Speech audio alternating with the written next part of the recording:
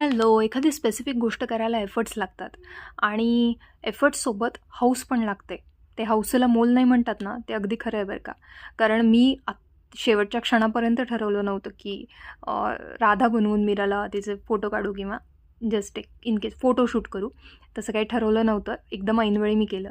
तर सकाळी माझा ड्रायफ्रूट शेक घेतला, मीराच्या नॅपमध्ये सगळी कामं केली, भाजीसाठी लसूण निवडला आणि आज पालकाची भाजी केली मी. तर डाळीचं पीठ लावून हाटून जी पालकाची भाजी करतात मस्त, लसूण आणि हिरव्या मिरचीचं फोडणी देऊन मस्त पालकाची भाजी केली, पोळ्या केल्या आणि मग जेवण आणि त्या पालक जे शिजवला त्या पाण्यातच मी भात पण लावला आणि मग आता मीराला पण मी तोच भात देईन रात्री. मग मस्त मीराचं फोटोशूट केलं. सगळी तयारी केली एकटीने.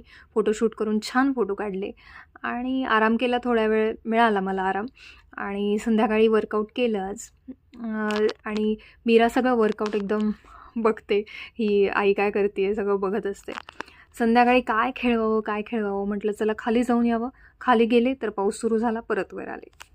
डिनरमध्ये दुपारच्या पोळ्यांचा स्वीटकॉर्न पिझ्झा बनवला आणि रामरक्षा म्हणून मीरा झोपली. Bye bye.